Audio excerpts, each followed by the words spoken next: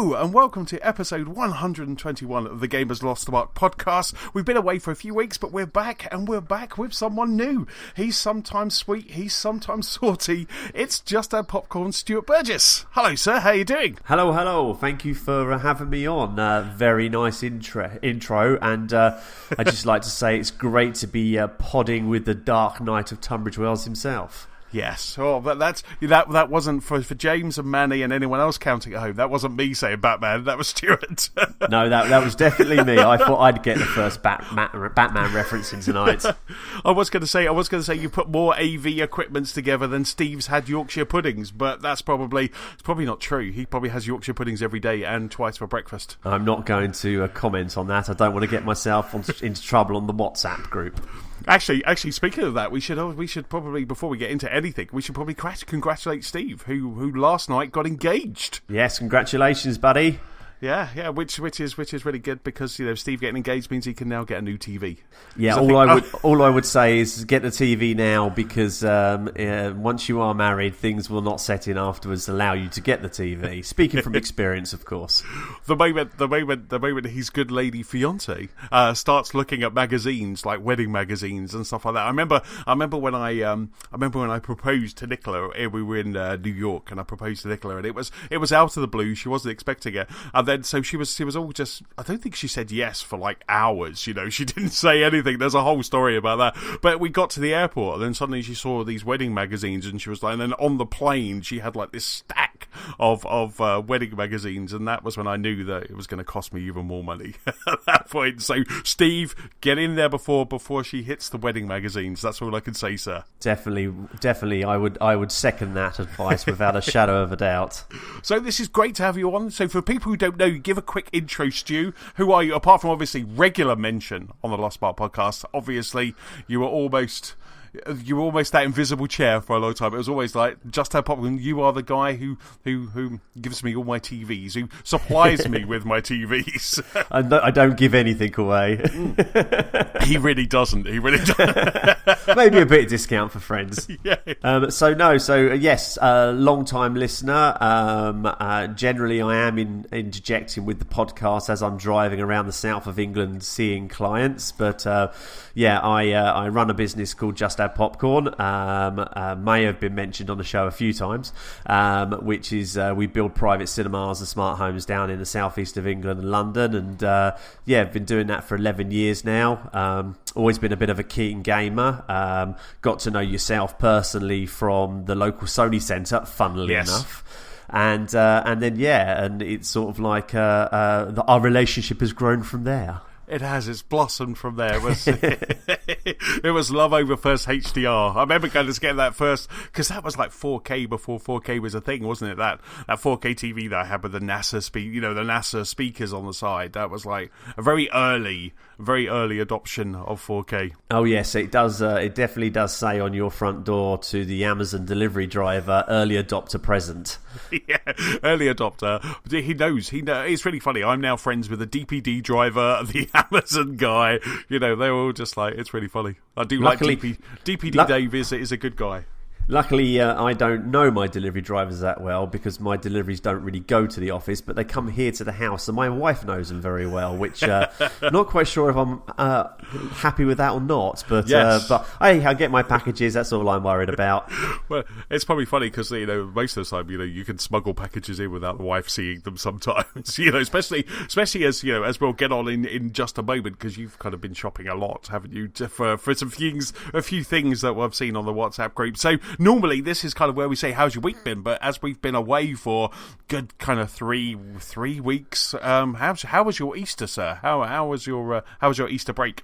It was good, thank you. Yes, I had a bit of a chilled out one.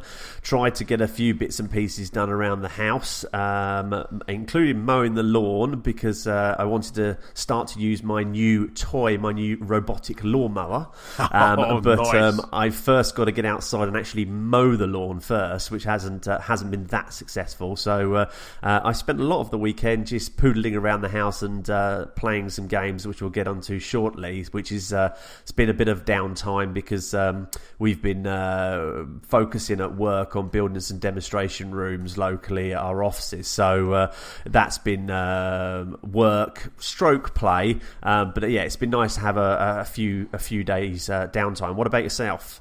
Well, yeah, I mean, not as cool as that. I must admit, though, your kind of your work / fun time is just awesome. You know, I love. So this demo room that you're building, you're just literally piling like all the kit into it, as much kind of kit as you can, and to showcase, I guess, what you guys can do.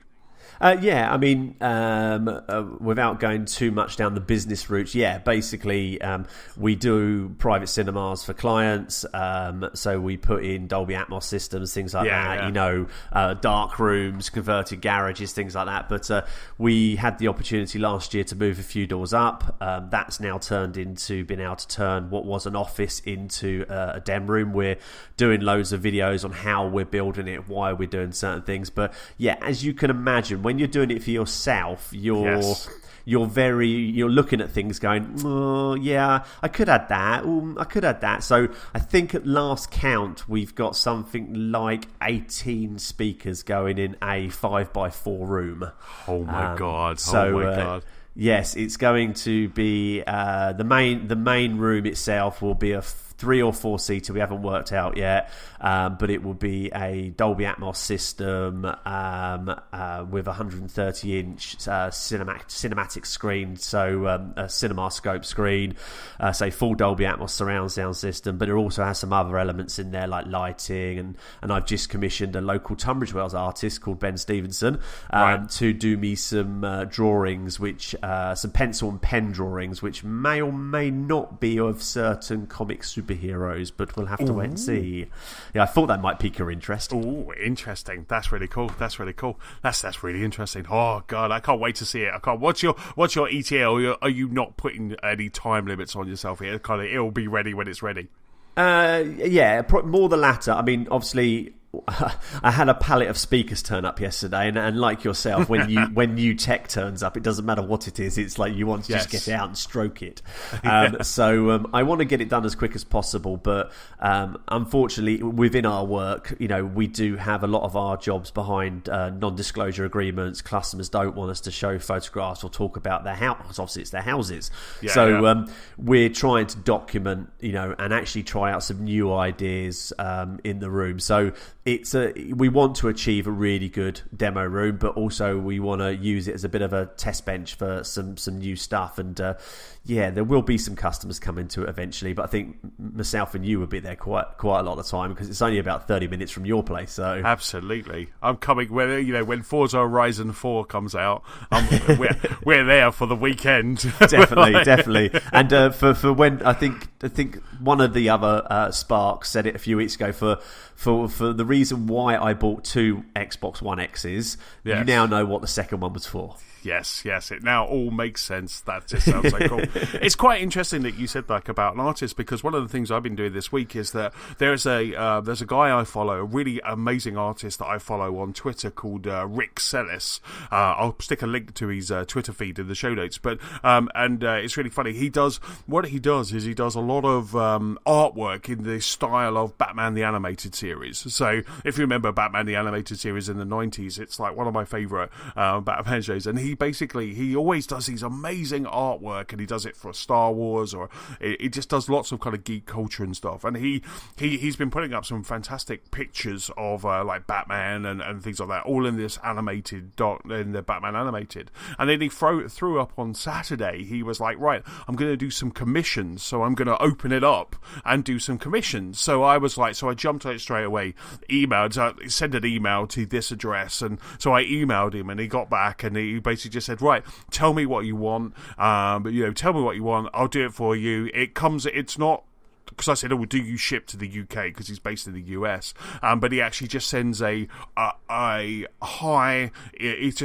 image to you. So he's a high kind of DPI image, a resolution image. That's the word I'm looking for, a resolution image. So he sends this resolution image to you, and then you can then print it out and do whatever you want. So I've said to him, Nicola's kind of umming and ahhing at the moment whether she wants to be in it, but I thought it'd be really cool, me as Batman, cowl off in the style of the Batman the Animated Series, series, and he did ones, twos, or threes. Otherwise, I'd have got all the sparks as maybe the Rogues Gallery, and but I'm just getting me or Nicola, and so I thought we could do like Batman, Batgirl. Cows off and kind of have it in the office, and I just thought that would be a really cool piece. So I was quite excited when he got back, because I thought maybe he would be inundated, but he got back, and so I'm just in the process now of kind of picking photos of what I want, and so I hope he doesn't go too kind of caricature and maybe kind of like give me a big nose or something. That's always the downside. I mean, when you said about he's an American artist, I thought, oh, we go. This sounds like another trip to San Diego, or to an excuse to pop to the estate agents on the Saturday and just pick yourself up a couple of flights somewhere. Yeah, so I'm just gonna go. So I mean, so that's really cool. So I'll keep you updated, because I'm quite interested to see how that's going to come out. Awesome. And then what else I've been doing this week, we went away to the Cotswolds for Nicola's birthday, which is a lovely part of the world. Had lunch with James, Matt and Manny, so kind of 3/4 or 5/5 of the 5/5, that's the whole. So a big bunch of the Lost Sparks got together for a Sunday lunch, which was really nice, and all their significant others, which was really nice to kind of get together with the guys. So we did that, and then they all kind of poodled back, and we all then Nicola and I stayed in the Cotswolds for another couple of days for her birthday, which was really good fun. And then we came back. We were supposed to see the Flight of the Conchords in concert. Unfortunately, they got cancelled due to one of them falling down the stairs. So that's been rescheduled, I think, for June. But so instead of going to see Flight of the Conchords, we ended up going to see Ready Player One. So sounds good. Yeah, so we went to see Ready Player One at the Showcase Cinema, Blue Water Showcase Cinema, the X Plus. So Dolby Atmos, recliner seats, nice big screen. I've now got my favourite chairs now. So I've now kind of sat in it a couple of times. I'm getting my arse groove there. I was about to say, you're wearing your groove in it, are you? Exactly. It's getting there. But I tried a couple of others, but I've now got these are mine. So we went to see Ready Player One, which is it's a good film. It's a really good film. There's been lots of kind of positives and negatives on the internet, but I really, Nicola enjoyed it. She didn't know. I'd already read the book, so I kind of knew what was coming. Apart from they do change one really big scene in the book, they change it in the movie, but that seeing that was actually quite good. But the race scene that I think you've probably seen in the trailer was incredible. Was absolutely incredible. So this was X Plus, so it's ginormous 60-foot screen. We had it in 3D. It was just amazing. It was amazing to see this race and to see the movie, and it was really good. I was quite impressed, because right at the end, and I won't give any spoilers out, but right at the end, the kind of final key, Nicola she got it. She knew what it was, and she knew what it was because she used to game back in the 80s, and she kind of knew what it was. And I was just, so at the end when she goes, I knew it was going to be, and I was just like, wow, I was like really impressed. I was just like, you actually out nerded me, because I didn't know, when I was reading the book, I didn't know that. So it was that was quite fun. But it was just, we both really enjoyed it. I was going to go and see Pacific Rim after it, but we decided just to go home, because I think Ready Player One's enough for your eyeballs in one day. I don't think we could handle Pacific Rim in IMAX after that.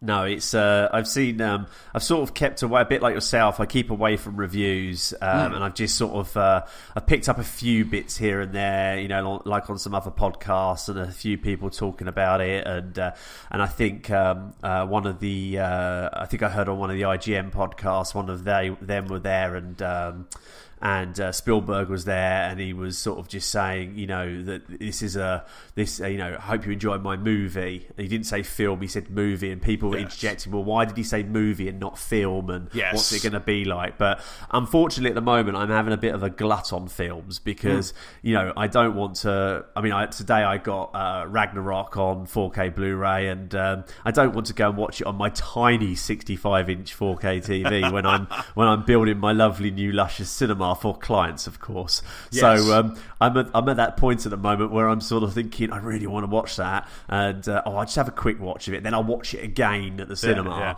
But Yeah, unfortunately, I think like some other trades around the world, when you do what I do, you find it very hard to go to commercial cinemas and sit there and enjoy it.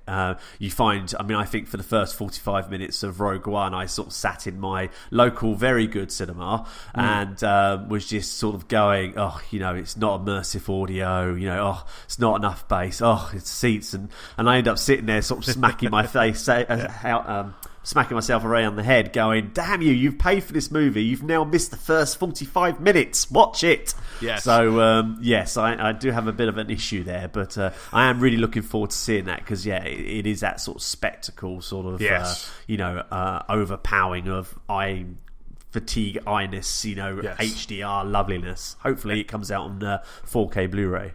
Yeah, I should hope so. It's, you know, it's by a studio that has kind of released other 4K stuff, so I'm hoping that will happen. But it's just that, you know, I'm the same with you. You know, I love watching movies at home. I love watching movies, but there is something about these big spectacles that, especially with this X Plus, it used to be IMAX, now it's X Plus. You know, there's something about that with that Dolby Atmos sound, not having to ever, you know, you don't get this obviously where in your new cinema when it opens, but not having to worry ever about the neighbours. You know, we down in the movie room we've got soundproofing, but we're in the living room at the moment, so I'm always worried that, you know, the neighbours can kind of hear the Marvel Cinematic Universe, because that's all we seem to be playing at the moment as we're getting ready for Infinity War, you know, so it's always that. So you're just sitting.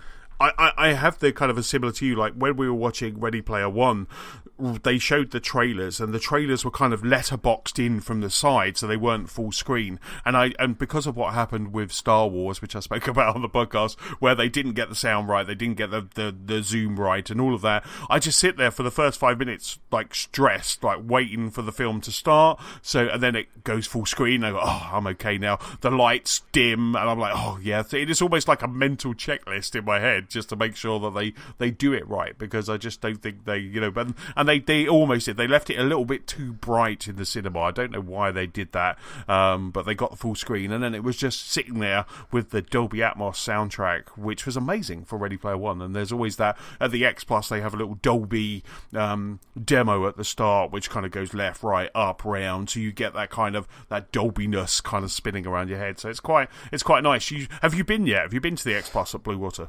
No, I haven't. I keep on meaning to pop up there, but like yourself, sometimes it's Saturday mornings would only be the suitable time to do it. Yes. Which was something you will very nerd you out. I'm going to a certain place called Dolby in Soho on Tuesday. Right. So we're going to see some equipment set up there. So that's an awesome place to go. But did you manage to? I know when you were in San Diego, I think I sent you a link to some Dolby cinemas over there. Did you get a chance to go to one? Because I want to go to a Dolby cinema, because, you know, that's, you know, Dolby Vision, Dolby Atmos, it's the whole Dolby package. But they just, apart from Dolby Soho, you know, which is their UK headquarters, if people don't know, it isn't publicly available-ish. There isn't one in the UK yet, which is such a shame. Yeah, no, that was when I was in San Francisco. San Francisco, yeah. We went there. We actually went there, but we never ended up going to see a movie. So we kind of went in there, but the movie times were a bit weird. So we were like, because we were going to go and see Star Wars. We were going to see The Last Jedi again. And then the movie times were all weird, so we ended up not going. But yeah, because I was like, I've got to find this, because Stuart sent me the link. And but yeah, I think you should come with me to the. I'm thinking about going to the midnight showing of Infinity War, because I am so worried that this movie is going to be spoiled. It was really interesting this week on Twitter, or actually yesterday on Twitter, the Russo brothers, who are the directors of Infinity War, they kind of put out a letter to the fans, and it was a really interesting one. It was like, we're about to embark on the Avengers Infinity War press tour. We're visiting fans all over the world, screening a limited amount of selected footage for the film in order to avoid spoiling it. And they kind of went on just saying, basically, over the last 2 years, they've they've really tried hard to maintain the highest level of secrecy. Only a handful of people know this film's true plot. And then they basically just said, we're asking everyone who sees Infinity War in the coming months to maintain the same level of secrecy so the fans can experience this and watch it for the first time.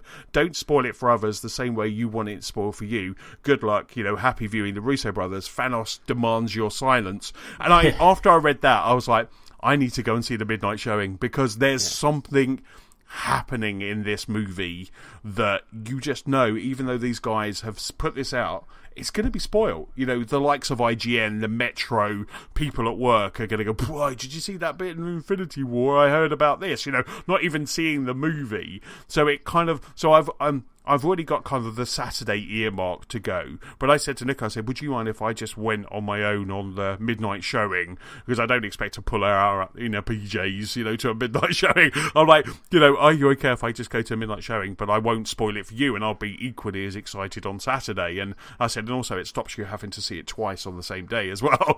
So she was kind of happy with that. So I'm thinking about, there's quite a few people already booked the X Plus at Blue Water, but I'm very tempted to go to that midnight showing, because I just think something big's happening in that movie. And as you know, I'm building up the MCU at the moment. I've gone through 14 movies. We're at Captain America Civil War now. We watched that last night. I've got 4 more to go, which is all kind of running in time, so I'm there ready. And by doing that, it just seems to be adding more and more weight and more excitement into Infinity War. I'm just really excited about it.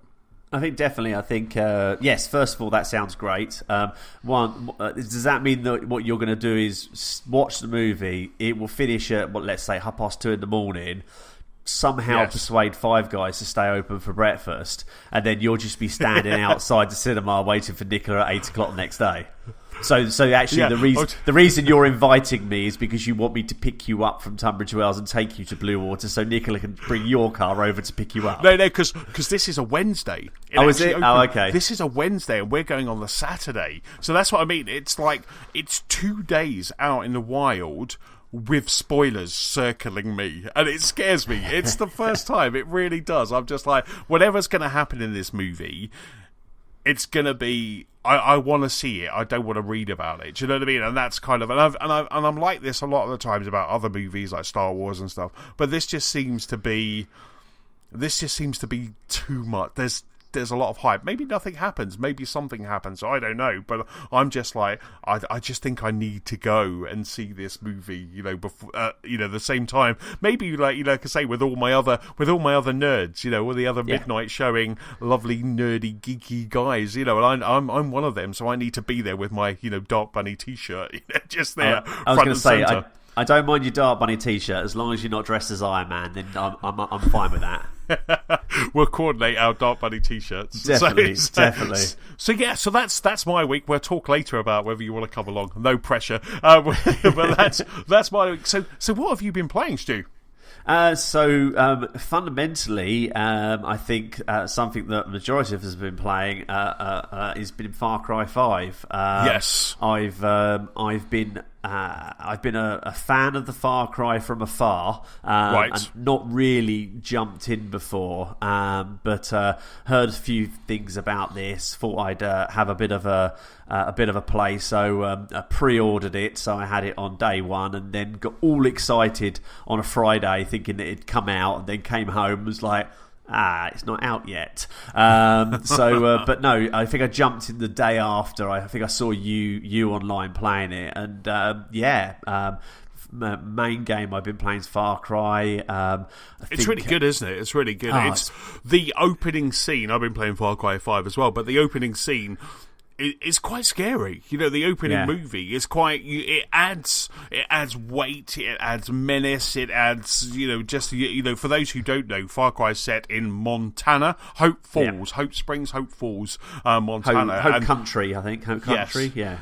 they basically, this religious cult has taken over the entire county and it just shows you how they managed to do that by just buying up businesses and farms and things like this, and now they have this whole county, and then you play a deputy. I think you play a deputy, and you basically, the opening scene is you're arresting the father who is the head of this cult, and then it all just goes in true Far Cry fashion. It all goes south after that, and then you're just there on your own, and then you've then got to start doing missions. But I don't know about you, but I really enjoyed. I mean, that was like, I just sat there the entire time, headphones on, just kind of going, oh my god, there's just so much menace to this game. But then the opening, I'll say tutorial, because you're on a little island, I really enjoyed that. I thought it really kind of eased you in to the game and the mechanics. Yeah, I totally agree with that. I that was one sort of point I was going to pick up on. The opening scene was really good, cinematic. I have some technical issues at home, funnily, so I've been wearing it playing it with the headphones on at the moment, and yeah, the opening scene was great. When it first kicked into you doing something, it was a bit sort of like, okay, what have I got to do? And then something happens, and then you're spat out into the world again. And yeah, I mean, I had a quick look before we started podding. Since the weekend, I've sunk 14 hours into it. Wow! And I've sort of been a bit. Only wanted to go to one region, so I'm down in John's region, down in Holland Valley at the moment, and I'm doing a bit where I'm doing a few side quests. I'm going and meeting people. I'm taking off some outposts, which you have to do. But as of yet, I'm sort of trying to rein myself back from sort of taking on the first. I think they're lieutenants, but I'm getting to the point now where I'm getting a little bit fatigued about doing all the little side missions, and there's a few things hidden which you get when you take out one of the lieutenants, I believe. So, but no, I mean. Yeah, I can't fault it. Well, the only thing that got me last night, I got to the point last night where I'm thinking I've got to put this controller down. I only was playing for 15 minutes. It's now 3 hours have gone. And the only one bit annoying was I seem to be buzzed by a lot of planes lately for some reason or another. They didn't appear for the whole game. And then all of a sudden, every time I'm outside taking on some of the clan, a plane spots me and ends up shooting at me, and you have to run and hide, and that gets a little bit fatiguing. But I think that's because I'm right at the point now where I've got to stop doing the side missions, and I've got to push on and take this region down, baby. Yeah, that's because you've basically filled up your level. So you've got to a point where you filled up. There's the level bar that appears when you start liberating people, or that level. When you hit the middle, that's when they go, right, we've got to get him or her, and that's when it starts to that's when they start bringing in the planes. If you look at the map, are you kind of south? Did you go via Ray Ray's pumpkin patch? That's it. Yeah, that's the way I'm going. I picked 7 o'clock, as the army would say. I'm down at 7 o'clock and roam, and I accidentally sort of swam across a lake the other day and popped up in another region. I was like, "Ooh, I don't want to be here yet. I've got to go back and complete that region first." So, but no, I mean the variety. I think what I do quite like is that every now and again the storyline interjects, and you get shot with a bliss bullet, and then it opens up some story like at the beginning, and you end up going off and being somewhere you didn't think you would be, and that's quite good because that sort of keeps it fresh. But just the fact of it doesn't require you to, as the Buzz thing at the moment, it has the loot crates in there for want of a better word, but it doesn't involve, you don't have to do any of that. You can go around and kill your animals, and anybody who wants to check out my Twitter can see an awesome takedown of a bear the other day. That was very cool. All I'm going to say is he started it. He growls at me. He started it. But he brings a growl. You bring a grenade. I bring a TNT. It was a stick of dynamite. But no, it's great because you can collect your animal skins, you can trade those in for money, you can do as little or as much as you want, and my only criticism is it's not the sort of game you could jump into because you do spend a big chunk of your day in there if you're playing it. But actually, that just shows you how good it is because your time just flies. Yeah, absolutely. I absolutely love it, and I think I'm playing it on the One X, and I just think it just looks stunning. Looks glorious. There's some times when you're like down in the reefs or you're hiding, and it just looks incredible. I mean, the opening sequence looked stunning. Looked amazing, and that's what I think kind of helped make the father even more menacing because he just looks so real. And I was watching an interview before the game came out, and they were trying to figure out what the father should look like. And then the guy who is the voice actor for the father, whose name escapes me, he kind of turned up to do the voice acting, and they just looked at him and were like, "Yeah, are you okay if we base him on you? Are you okay if we make him look like you?" And of course, he's an actor, so of course he loved that, So he said absolutely yes, and so it's the guy who does the voice actually looks like that, and it's just very cool. It's just very. It's a very cool game. I want to kind of put more time into it. I've been playing another game, which we'll get to in a minute. Thank you, James Thomas. That I've been absolutely addicted to, which is Sea of Thieves, and I'll get to that in a mo, because we can talk about that and just enjoy and splendor. But Far Cry 5, I just want to just play it. I just want to play more and more, and I haven't really jumped into any of the arcade, because people can make their own levels, can't they, in the arcade, and they can post those.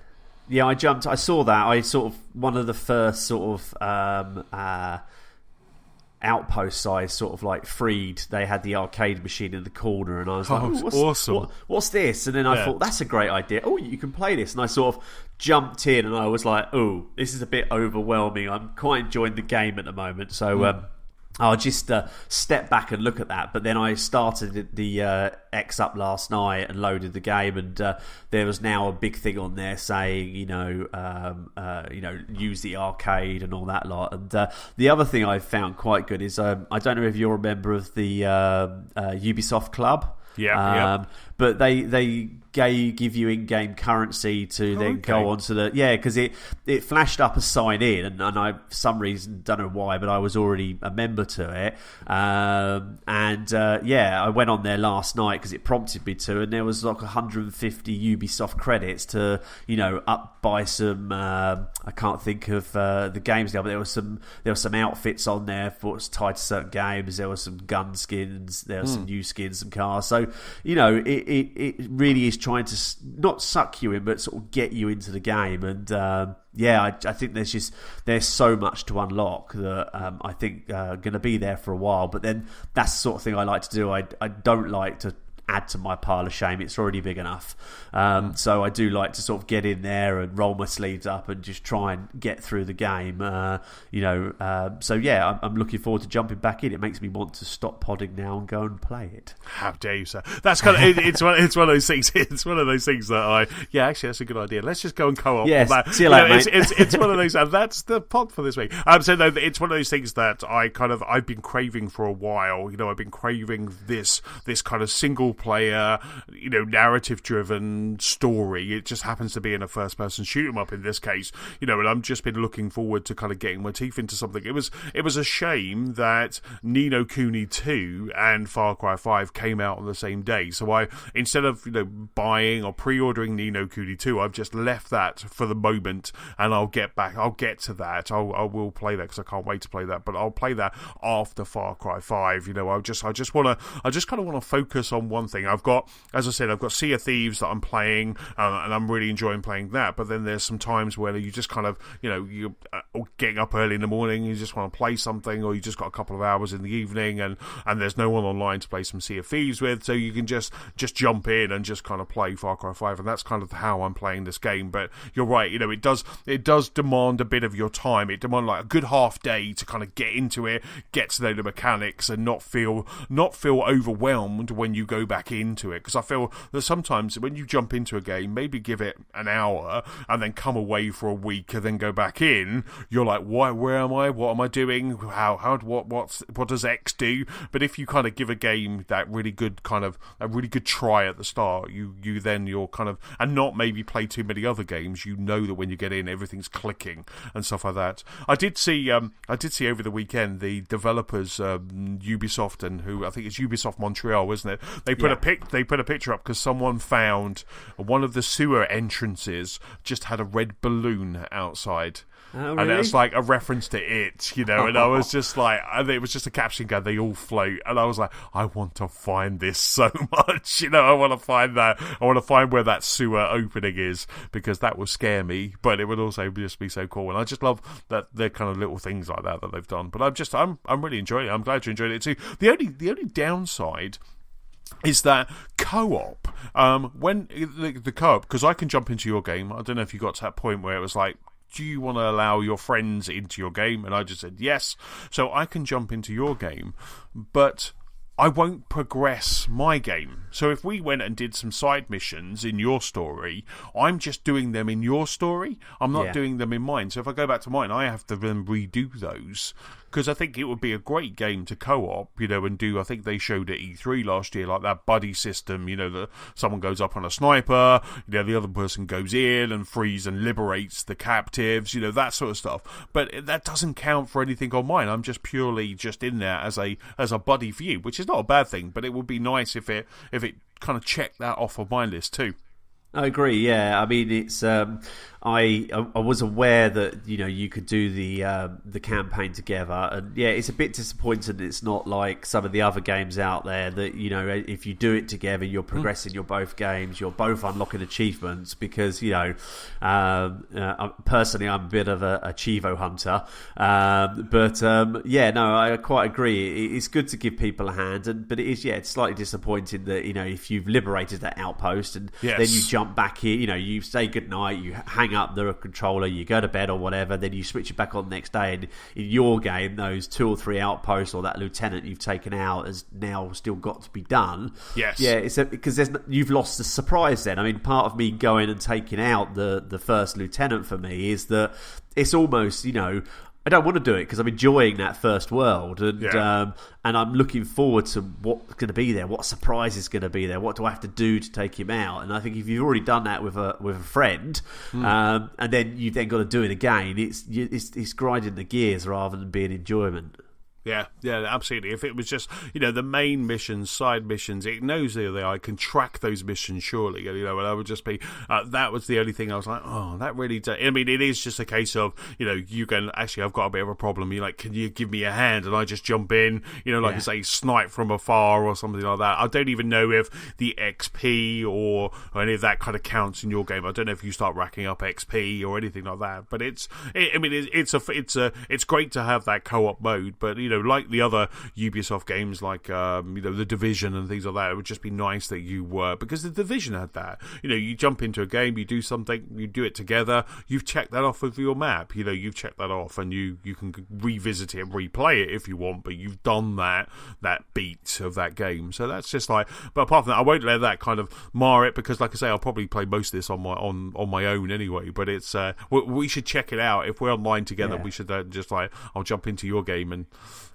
cry havoc, run a car into when you're trying to snipe or be stealthy. It's for the sake of the pod, yes, definitely. Just start like tooting my horn as I gotta just drive in, and you're like, dude. I do like talking about buddying up. I do like the partners that you can buddy up with in the game. I've partnered up with, I can't think of her name now, but I've partnered up with a lady at the moment who's got very good sniping skills, and awesome. And if you sort of press the up arrow on the control controller, you can basically go into your binoculars, you can highlight all the enemies, then when you come out you can say, right, I want you to take him out, and I'm going to take this person out. And this one I'm playing with currently is quite good, is that she's a really good sniper from afar. So if there's someone in the distance that you're running up to, you can say, right, take that person out. The only downside I do find, which is I don't know if it's with all the characters or just her, but if I've happened to be doing a side quest and I've gone in a car, she won't get in the car, for one. Right. And then she'll follow me, but if she's so far away that she won't run, I'll approach, let's say, half a dozen bad guys and be taking them out, and I'll ask her to come. She turns up in a car and drives into the middle of them all. And then all of a sudden, a sedate sort of like stealth takedown, Splinter Styles takedown sort of thing, is now been ruined by her driving a sedan straight into the middle of it. And now it becomes a full-blown, Heat style shoot-off outside a bank virtually. But wow. But I mean, I'm being petty. I mean, it's a good game.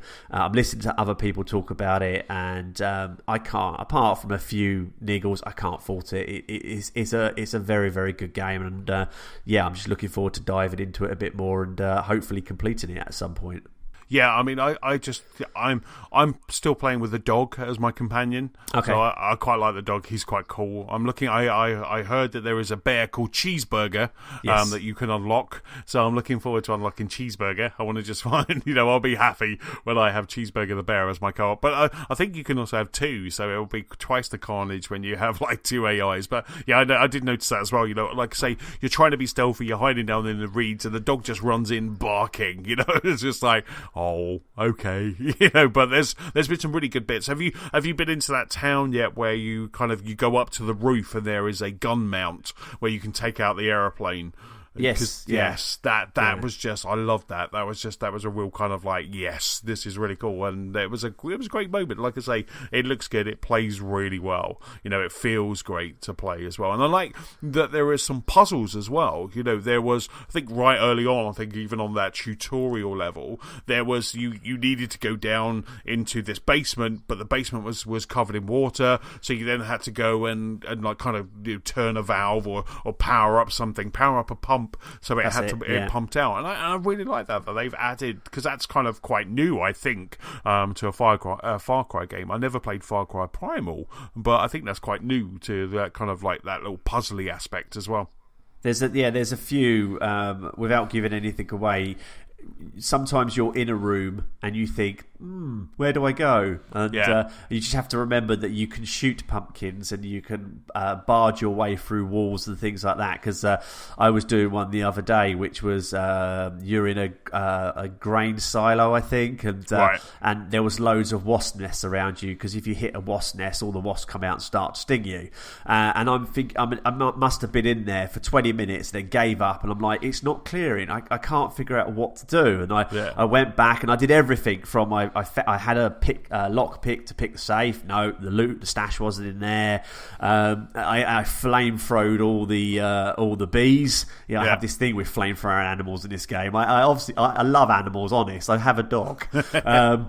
But and I still couldn't find it, and I won't give it away, but I did eventually find the way of getting through, and it was very rewarding. But I was a little bit disappointed, that there wasn't a giant bunny for James that you could have as your sidekick. You can have a dog, you can have you can have Cheeseburger the bear, although I'm probably dynamiting before I see him. And I was a bit disappointed for James's sake that he couldn't have just like a giant bunny rabbit that follows him around. Maybe there's a giant bunny outfit and he can dress as the bunny, his regular Thursday attire. So well, apart from Far Cry, what else have you been playing? Yeah, I mean, talking about sort of sealing things up, I've I finally managed to get all the ticks on Forza Motorsport 7. So I got to the point of nearly doing it, and then the blasted game unlocked a load of lovely new races for me to do. So I sort of worked my way through all of those, and with the last two races being the I think it was 250 miles around Le Mans. Wow. And which I think in the end took me an hour and 45 minutes. And then the longest was is it Sebring? Yeah. That was a Ford GT. I couldn't do that in one hit. I think I kept on pausing it on a Sunday, and I think in the end that took me 3 hours and 2 minutes to do that race. So I completed the game. I got my completion outfit for doing it, and took a screenshot and posted it all over Twitter to say, look at those lovely ticks. It was a gorgeous thing. Did you get? Was there some achievement? Because I've noticed I'm still playing Forza Motorsport 7. I kind of it's my, as I've said before, it's my kind of Saturday morning listening to a podcast kind of game, or Sunday morning I kind of get up stupidly early, and I've still noticed that there's a lot of rare achievements still. So there's so I'm at the moment I'm trying for the 300 cars. Yeah.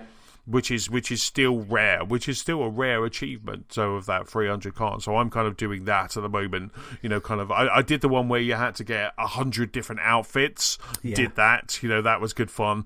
And now I'm going for the 300 cars. I think I've got about 20% left to go, which is about 60 more cars to kind of get. But it's great fun, especially when the rewards pop in, because I know I can buy a couple of cars when I get those as well.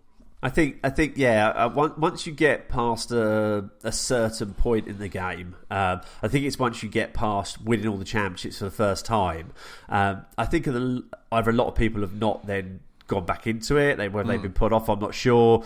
Multiplayer, I've sort of dipped in and out, and that seems quite busy. So I don't know whether it's almost like your Christmas specials, your Call of Duties, and your Battlefields and Battlefronts, where people get it for the multi side and don't necessarily complete 100% the career. But literally, I think everything after that first sort of round of ticks, every Chivo after that was a diamond one. So you got that lovely little special noise coming up. Yes. That is always a little bit more. But yeah, I've been looking at the achievements, and currently I'm trying to drive every Porsche. I think I've got 3 models to go. Right.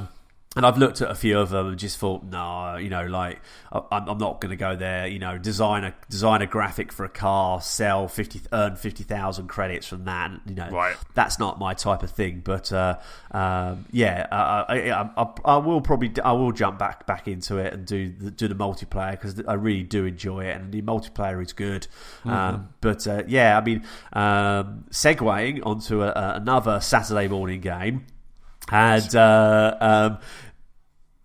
just hats off to Game Pass, really, because there's a few games out there I've played which I don't think I would have played, or I've sort of looked at them and then gone, I'm not willing to pump some cash into it. But I have a daughter, 7 years old, so understandably, I don't like to play things like Far Cry and that in front of her. But sometimes, during a Saturday when we're all chilling out at home, I might chuck on the Xbox, and I downloaded and played Super Lucky's Tale as a bit of a swerve ball from the last two games. But yes. Yeah, I've got to say, actually, as a bit of a platformer, coming out of Mario Odyssey. I quite like it. It's the camera's a bit iffy in it, and sometimes you want it to spin round, but it won't. But basically, you're playing Lucky the Fox. You're going through worlds. You unlock doors to go through. You collect clover leaves, and and there is like Mario. Not trying to compare it to that type of thing, but like in Mario Odyssey, where you went into some of the side games of the traditional retro side of it. There's some really funky, cool little things in there, and wow. It looks like a bit of a kiddie game, but actually, I'd say it's a bit more sort of Ratchet and Clank. It can be quite challenging, and you do sort of go into each world having to earn I think it's 4 clovers, one's for collecting 300 coins, one's for finding letters to spell lucky, one's for completing the level, and I think the other one is for finding the secret world hidden inside the secret world. But yeah, I mean, I'm not sure how long I've played it, but I've probably sunk a good sort of 10 hours into it. But as a like Forza, just for something just to jump in and and just have 5 minutes on it, and I've actually found weirdly that my beloved wife and daughter are sitting on the sofa watching me do it, which wow. All those years that I've heard others on the pod saying that their partners sit and watch games, and I'm like, what? That just doesn't happen in my house. My wife just goes to bed, which is not a bad thing.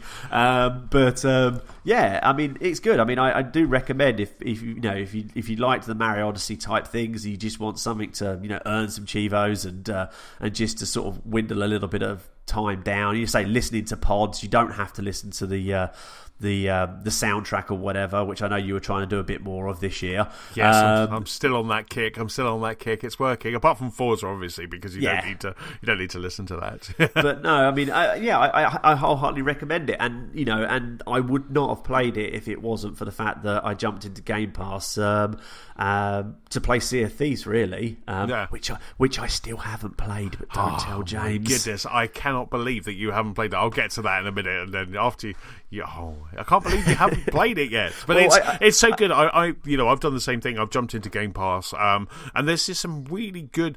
Just this week they've added some games, and there was one that I've always kind of looked at from afar, similar to like you with Super Luckies, but it's like City Skylines. Yeah.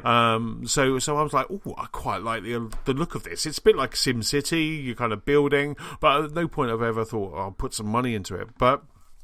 With Game Pass, it's just there. It's just kind of waiting for you to play it, and so I'm quite enjoying Game Pass at the moment. I'm quite, I kind of would like if Xbox just kind of combined the two, so you had like a games, maybe an Xbox Live Gold Plus or something that just gave you Games Pass on that, rather than 2 separate payments or 2 monthly things. Just combine the two together, and do something like that. But which is probably going to happen at some point. But I'm really enjoying. Just being able to, although Sunday, I'll tell you this is probably, I'll end up playing Super Lucky's Tale, is like, you're sitting there on a Sunday, maybe you have your in-between games, and you just don't know what to play. And Game Pass is perfect for that, because you're like, oh yeah, I'll play Darksiders 2, or yeah, I'll play, Crackdown or Fable Anniversary, all those sort of things, as well as getting State of Decay and Crackdown and Sea of Thieves day and day. You also get these other games and this other back catalogue, and it's there's quite a few games in there at the moment, isn't there? Yeah, I totally agree. I mean, it's it's obviously what Microsoft and the rest of them are trying to do is, the bit of the Netflix sort of not copy, but the Netflix style, which is, yes. I switched Netflix on. I binged the first 2 seasons of Daredevil, went straight into the Punisher after that. But you do find that you don't go into Netflix for a week even, and you're like, ooh, add to list. And I think that's the same with Game Pass. I mean, I jump in there probably at the weekend, like yourself, on a Saturday or Sunday morning, maybe the others in the house aren't up, and what's going around, and and you just go, oh, I'll download that, I'll have a look at that, and and I think we all know the games that we're going to buy, and I know the ones that I want this year and things like that, and I'll have no precursor about splashing the money and pre-ordering them. But at the end of the day, it's I think Game Pass just opens up worlds. I would say I would probably never have played Super Lucky's Tale unless it had come on to Game Pass, or unless it had come down as a Games with Gold. So I think they're a great vessel for discovering new games. Yep, and is Super Lucky's Tale? That's 4K, isn't it? I believe so. Yes. Yeah. So it looks awesome. It looks very, very shiny. So yes, you do go ooh. And actually, I've got to say, the animation of Lucky, they spot on. When he's running, he's running like a caricature of a fox. So it's not clunky. I haven't really coming up against. I don't think I've come up against any bugs or kickouts or freezing or anything like that yet. So and God love the Xbox, whereby you could just switch it off and just turn it back on again, and he's sitting there looking at you, waiting to play again when you turn it on a couple of hours later after you've come back from taking the dog for a walk. So yeah. But what about yourself? Apart from Far Cry 5, what else have you been playing? I think I know what. Yes, I've been playing. I've been sailing those Sea of Thieves, and I've never heard of it. It's a little indie game from. Really? I've been little playing, British studio. Yeah. I've been playing Sea of Thieves, and I just absolutely love it. So Nicola and I have kind of jumped on. We've playing. Nicola's absolutely addicted to it. She loves it. She keeps saying, "Can we play Sea of Thieves now?" And I'm like, "Okay, all right then. If you must." So we've been kind of jumping on and playing kind of Sea of Thieves. We've basically got to grips. We're still kind of very much kind of staying around the first environment. We haven't done a kind of a deep quest to maybe another outpost, but.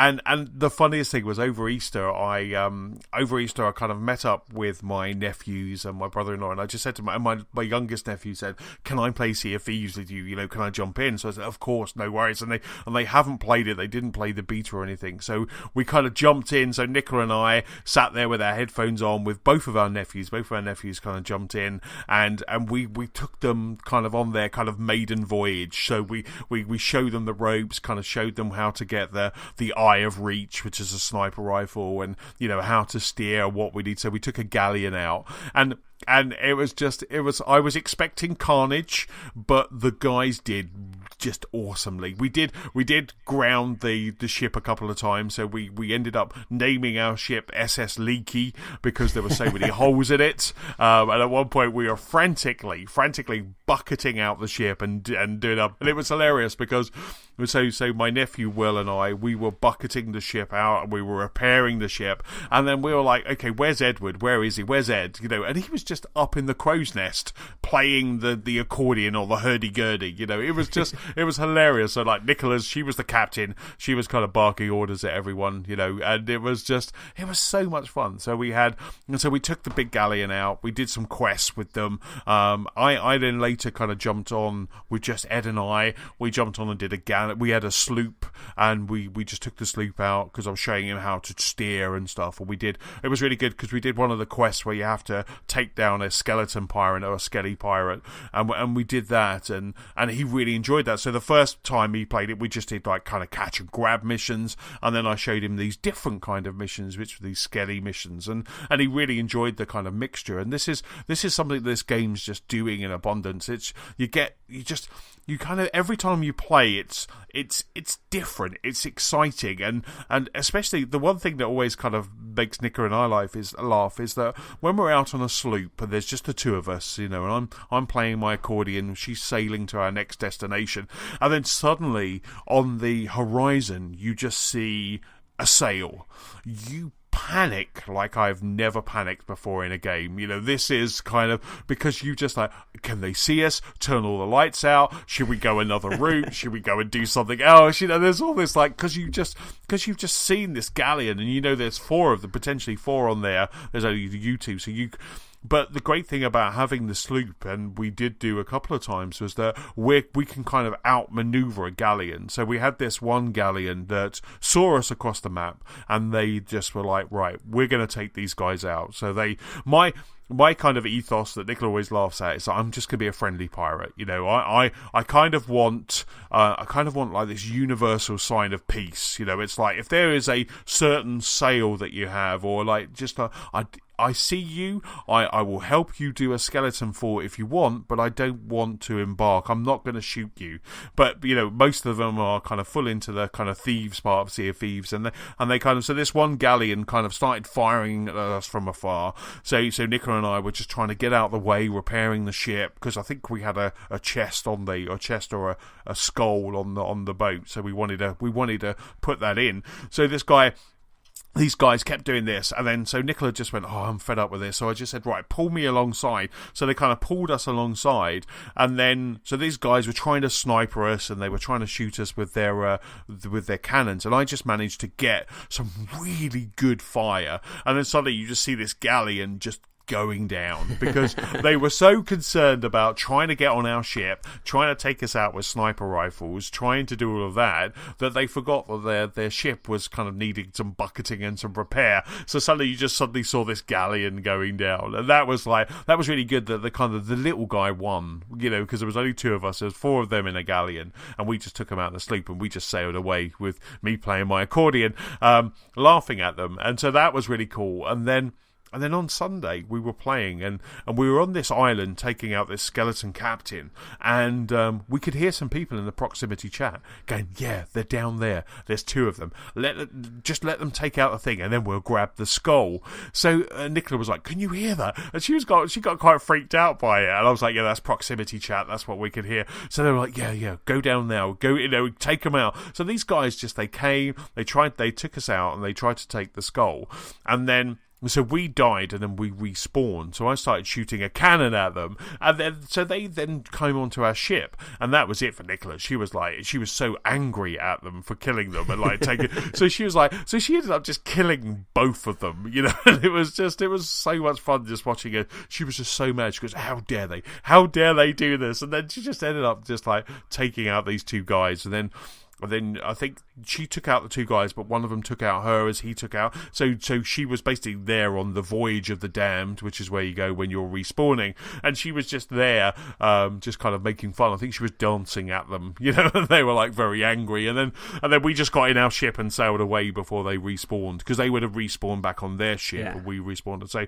we just kind of grabbed the skull and off we went into the distance. But a lot's been said about this game being gorgeous, and it is incredibly gorgeous.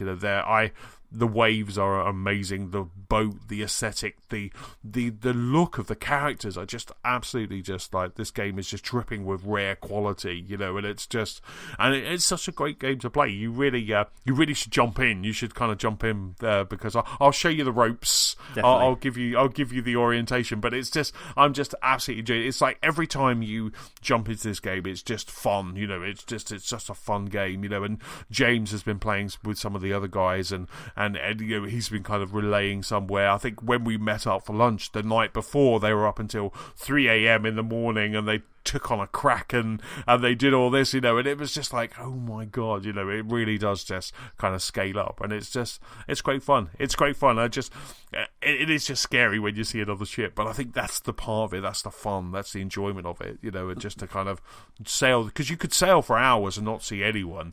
And then suddenly you would just see this go, are they turning? And the worry, and you'll get your telescope out. You'll just start looking at these guys and not want to let them out of your sight. I think I did jump in at the start just after release, and I jumped in and did the first bit. Was on that initial island. I'd been listening to a few pods, and a few of the game reviewers said they just jumped into a 2-man ship on their own and went off, and so I was in there for a bit. But I do think it was when it was either just as it launched or it was in the last public beta, but there was some server issues, so it froze, and I ended up just rebooting it. But what you've said is exactly what other people are saying. Just the gorgeousness of the game. It's one of those games which you create your own stories. You're not going back to Far Cry, you create your own stories, but you are following a defined map slightly. You're varying from left to right. But what everybody's saying, there's some great stories on some of the podcasts.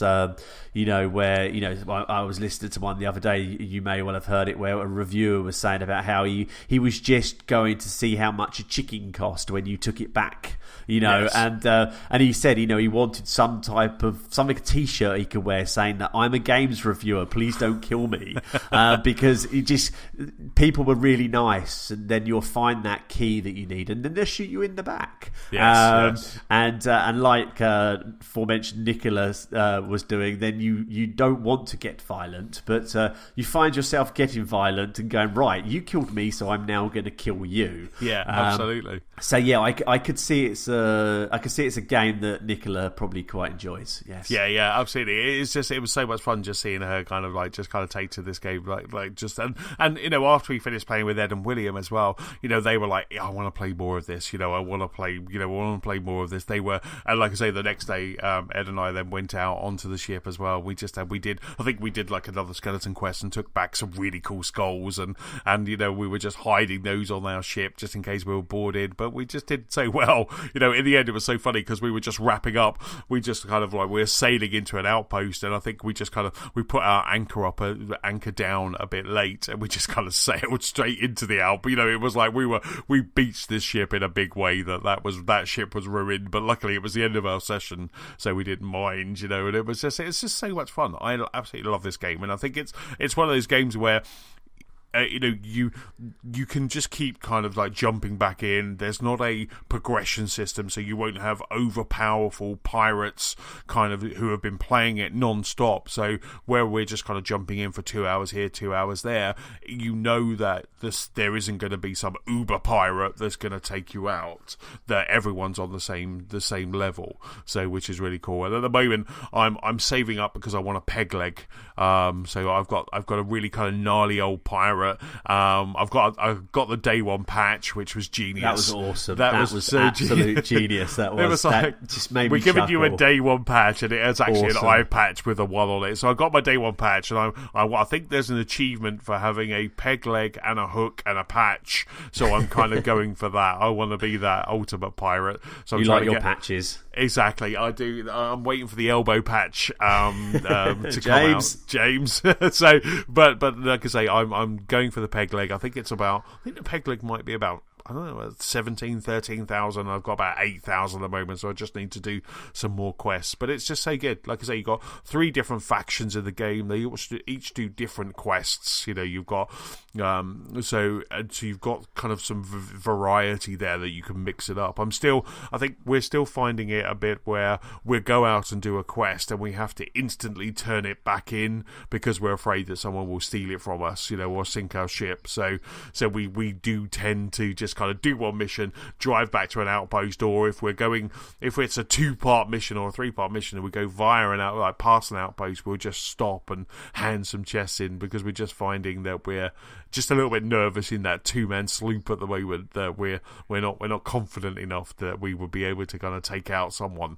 But it's just so much fun. It just really is good. So yeah, like I say, if you haven't played Sea of Thieves and Stu, we need to arrange some time. Definitely. We'll get Manny and James and Matt and stuff. I guess that's the only thing I think Steve's internet will be back soon, so I think Steve will have internet soon, so we'll have to arrange. But that's the only thing, I guess, because you can only do 4 players, so you can just kind of do 4, so you can't do like a 4 and a 2 or something like that. But at the moment it's 4, and I don't think you could kind of go, right, we'll do it and let's see if we get into the same world, because the worlds are so vast. So that would, I suppose that would be, because obviously now with being an Xbox exclusive, would have been nice if it was like, okay, you can have up to 4 galleons with 4 people on each galleon.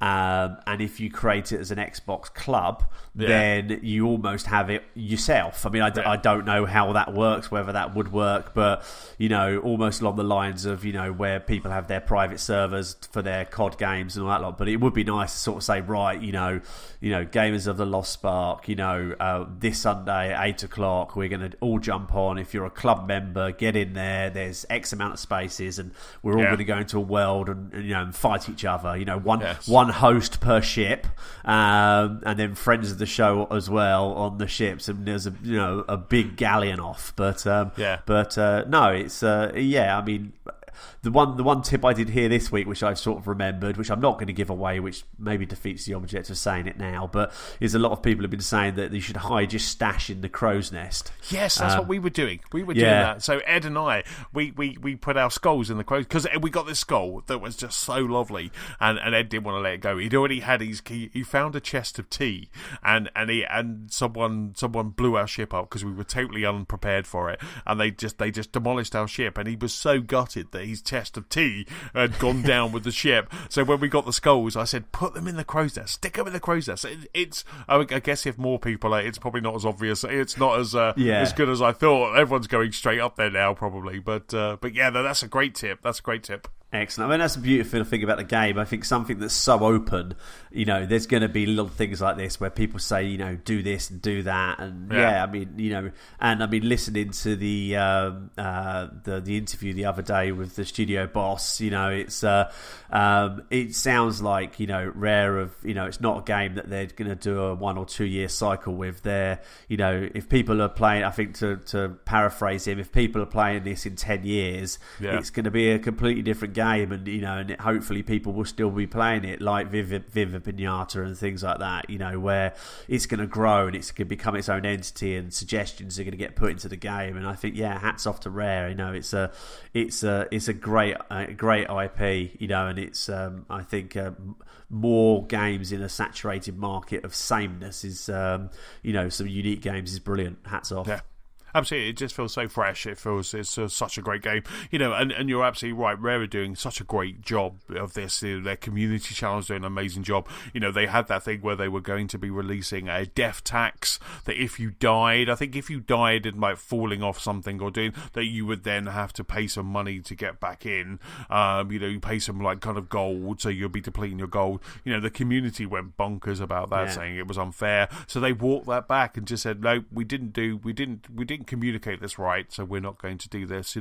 They had a few server issues, but they were straight on Twitter. You had Craig Duncan, you had Joe Neat, both those guys were there going on a whiteboard of all things, going, these are the problems that we got, we know that we're fixing it. So I just think they're just doing such a great job, and you're absolutely right. 5-10 years time, this game's going to just be, it'll be a different beast, but it's just it's amazing fun. It's just still so great to jump in, and it's just one thing that I just want to keep playing it. I just kind of like every now and then, like, we'll watch an MCU movie and then we'll go, right, let's just jump into Sea of Thieves, and we just kind of jump into Sea of Thieves, just even if it's just to do one quest. It was just like I was making like cottage pies or something like that on Bank Holiday Monday, or it might have been the Saturday, and I was like, right, it's in the oven, we've got 40 minutes, and then we just like ran upstairs and quickly did like a couple of quests, and then the beeper was going, and Alexa was making all the lights flash in my house and say that the timer was up, but we're like, just ignore it, we've got to get this chest back. And it was just so much fun. So we're even using it as a cooking timer. Sea of Thieves is so versatile, it can be used as a cooking timer. Awesome. And I must interject to say that their new limited edition remote Xbox controller is awesome as well. I got that delivered today, and it's a lovely looking beast. So yes, put some batteries in it and fire up the Xbox. Yes, does that look as good? Does the control? I haven't seen the controller in the flesh. Does it look as good as it does in pictures? Because in pictures it looks. I'll stick a link in the show notes if you haven't seen this awesome Sea of Thieves controller. But does it look as good in the flesh? Yeah, I mean it's sort of got almost like a 2-layer to it. So there's sort of some clear bits where you can see into the controller. It's got some nice little touches, like around the left thumbstick is the compass, and it's a great looking controller. My forte is always to go with the Elite, because the Elite is just a phenomenal controller and well worth the money without a shadow of a doubt. But I have a bit of a penchant for Xbox controllers lately, so it's been added to my collection today. Nice. And speaking of compass and Sea of Thieves, another quick tip, just in case you didn't know, because I only found this out. James will probably just shake his head and go, why didn't you know this? But if you equip the compass and then look at it quite closely, it will actually count your steps. So I always have a problem when it says, right, 3 steps to the west, as James said on the podcast before, with 3 steps to the west, and I walked east. But it was like 3, so if you're in the actual right direction, if you hold that compass, so if you press the right trigger and then hold the compass up, it will actually count your steps, so you'll feel a rumble with each step. So which really helps. So when it's like go to this and then step 3 paces west, you hold that compass up, and then it will actually, you'll feel rumble. There's a step, rumble. There's another step. So it just that kind of works. And I only found that out yesterday. So just by doing something, and I looked at the compass, and as I moved, I was like, ooh, and then I was just like walking forward and realised what it did. So there's a hot tip. Good Sea of Thieves tip. So good tip, and I can hear James banging his head against the wall now. Yes, why didn't you know this, Chesham? But anyway, right, on that note, shall we jump into the news? Before we start the news, don't forget you can rate, review, and subscribe to this very podcast for free on iTunes and YouTube. So let's start the news section, and in this week's news section, Spidey swings onto the cover of Game Informer. We have the free games for April, and of course Stuart's here, so he's bringing some tech news as well. But the first piece of news is with me, and that is that Game Informer's May cover has Spider-Man on it. So it's just Spider-Man, the game from Insomniac, the PS4 game. Game Informer last night revealed their kind of cover for May, and it is this gorgeous wraparound cover by Alex Ross, by the world-renowned Alex Ross, and it's the Spider-Man just kind of swinging. There's a couple of water towers I'm seeing, which if anything, I was going to tweet back to Alex Ross and go, put some more water towers in, could you? Because he would draw the most amazing water towers, but it's like Spider-Man kind of swinging in. So they basically their digital edition of Game Informer went live today, just before we went to pod. So they have announced via a trailer, via Game Informer, that Spider-Man will be swinging onto the PS4 on September the 7th. So on September the 7th, we've not got long. I think someone said it was about 155 days.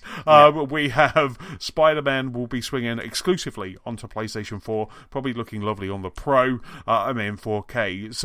So Game Informer basically just said that they have good news. You don't have to wait any longer. Insomniac Games and Sony Interactive are releasing Spider-Man exclusively on the PlayStation 4 on the 7th of September.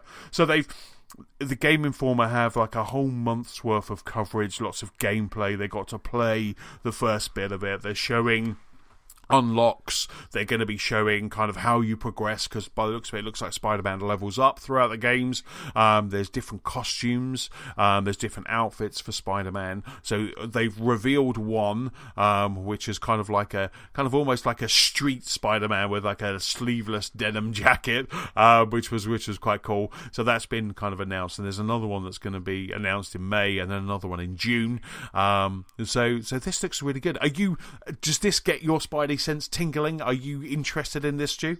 This will by far get me to dust the PS off and fire it back up again. It's looking at the cover online today, it's such a gorgeous comic book cover. I've been watching some of the videos. I'm a little bit like the movies. I'm trying to stay away from it because I want to be, I didn't see much about Far Cry before I decided to jump in, but I knew the history.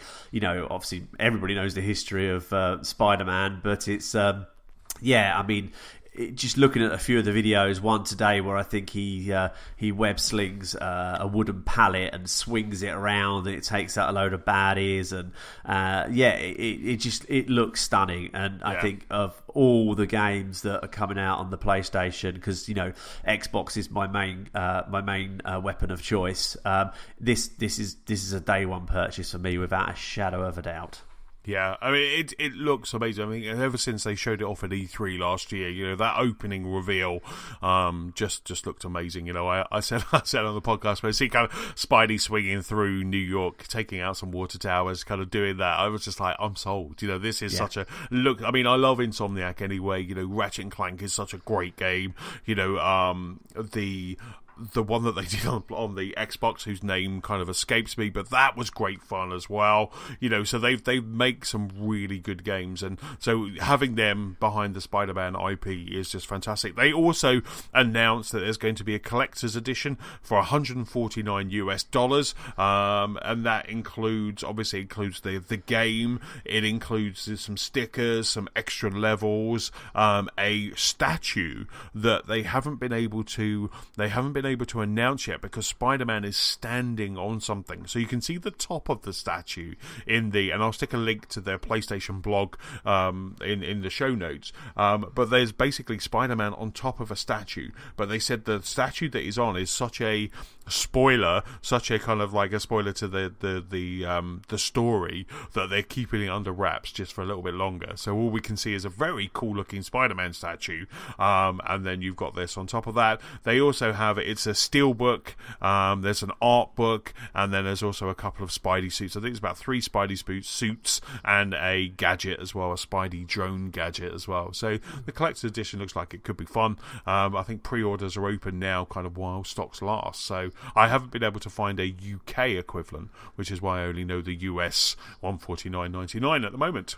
But then saying that, okay, you'll get stung for import duty, but I sometimes for business have to import things from the States.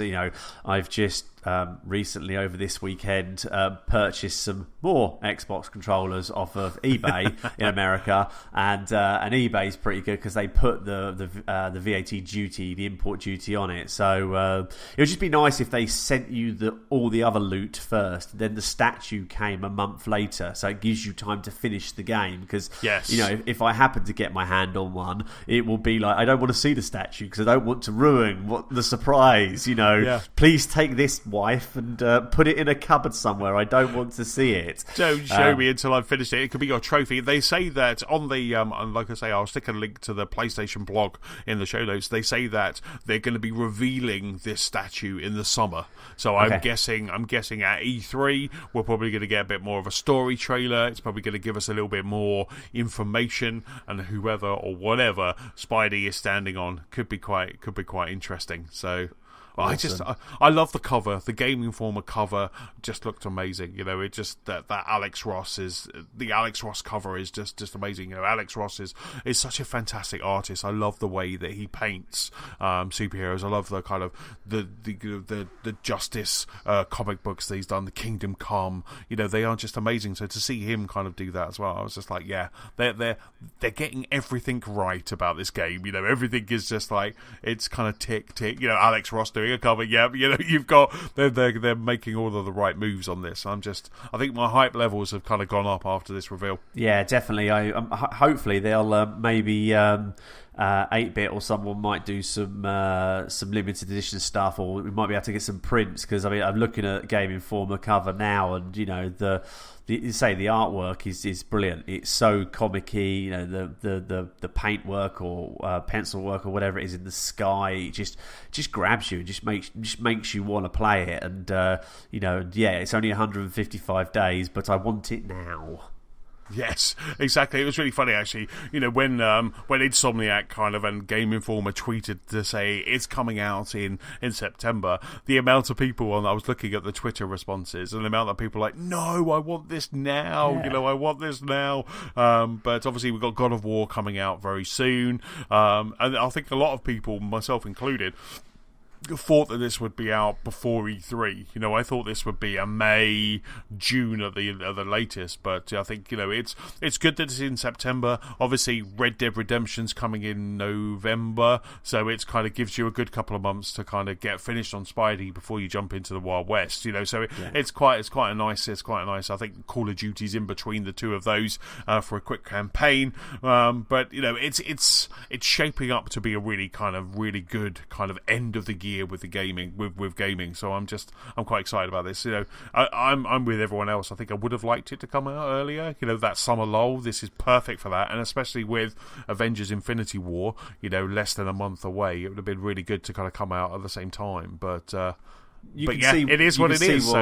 You can see why they haven't brought it out around that. And as I say, September, we've got a month and a bit until Call of Duty, because it's quite not comical, but it's quite funny how Call of Duty have all of a sudden slipped into October because everybody's scared of the Wild West. We've got, what have we got? So we've got Spider-Man, we've got the usual COD, and then we've got Red Dead, and then we've obviously got Battlefield this year as well. So yes. It's going to be a good run up from sort of like kids going back to school to the new year. You're not really going to see me out of the lounge doing much. Well, probably actually, hopefully by then the cinema will be done. So I'll be working at the office till late. Yeah, exactly. Your wife and children are never going to see you, are you? You're just going to be spending the time there. They'll know where I am. They just won't see me. I have to put some sort of webcam up so they can just dial in to make sure I'm still alive and not drowning in popcorn. Just to say hello every now and then. Yeah. But, back to kind of Alex Ross. I mean, Alex Ross is, he's such a phenomenal artist, though, as I was just saying before. I mean, I remember going to see an exhibition of his work, and there was a limited edition run that you could buy, and there was a gorgeous Batman, because the way that he draws kind of Superman and Batman and Wonder Woman, they're very kind of lifelike. He actually has one of his friends poses for Batman, and he paints. So all of the Alex Ross, even though he kind of condenses it down to a comic book, Alex Ross's page is ginormous.